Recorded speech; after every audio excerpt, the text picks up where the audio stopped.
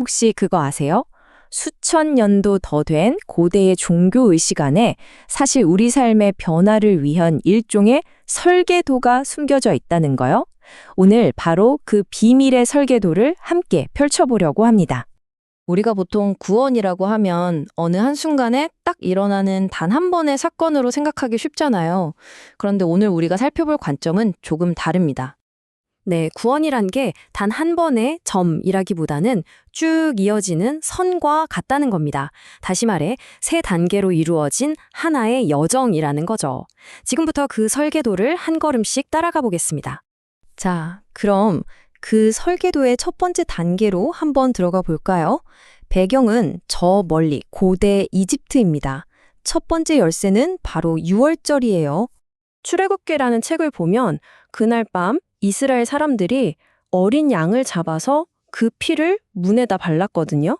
그러면 죽음의 심판이 그 피를 보고는 그 집을 넘어갔다고 해요. 그래서 유월, 즉 넘어갔다는 뜻이 붙은 겁니다. 자, 여기서 진짜 중요한 게 있어요. 그 집안에 누가 사는지, 그 사람이 얼마나 착한지, 얼마나 의로운지는 전혀 상관이 없었다는 거예요. 유일한 기준은 딱 하나, 문에 피가 있는가, 바로 그거였죠. 이건 구원의 시작이 우리의 어떤 노력이나 자격이 아니라 전적인 은혜, 그리고 누군가의 희생에 달려있다는 걸 보여주는 아주 강력한 상징입니다.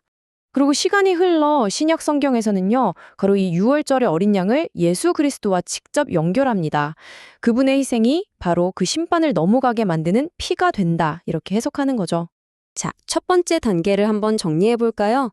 유월절은 희생의 피를 통해서 죽음으로부터 구원받는 것. 이게 바로 구원이라는 거대한 설계도의 출발점입니다.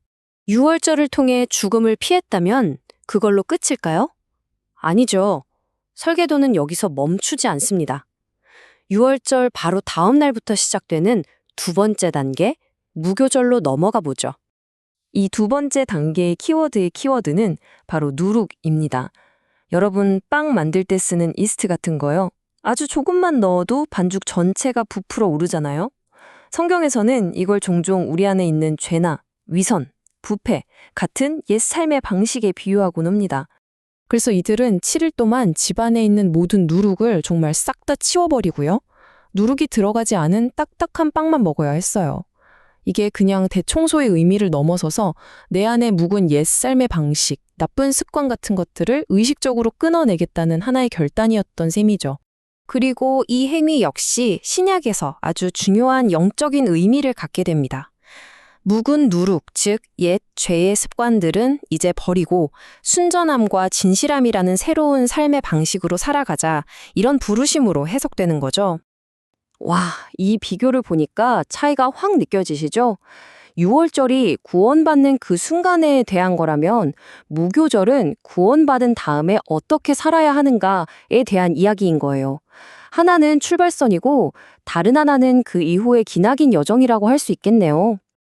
자, 이제 설계도의 세 번째이자 마지막 단계입니다. 구원의 시작과 과정을 거쳤으니 이제는 그 미래에 대한 확실한 보증을 이야기할 차례입니다. 초실절은 이름 그대로 첫 열매를 바치는 날입니다. 한번 상상해 보세요. 농부가 땀 흘려 키운 곡식의 첫 이삭 한 단을 딱 베어서 하나님께 드리는 거예요. 그러면서 이렇게 말하는 거죠. 이 첫 열매를 주셨으니 앞으로 거둘 모든 수확도 당신이 책임져 주실 줄 믿습니다. 하고 선포하는 겁니다.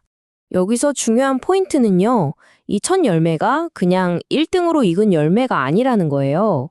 이건 일종의 샘플이자 보증수표 같은 겁니다. 이 첫 이삭의 퀄리티를 보면 앞으로 거둘 전체 수확의 퀄리티를 짐작할 수 있는 것처럼요. 자, 그렇다면 성경에서 말하는 궁극의 첫 열매는 과연 무엇일까요? 바로 예수의 부활입니다. 그분의 부활이 단지 한 사람의 사건으로 끝나는 게 아니라 그를 따르는 모든 사람들에게 주어질 미래의 새 생명에 대한 궁극적인 보증이 된다는 뜻이죠.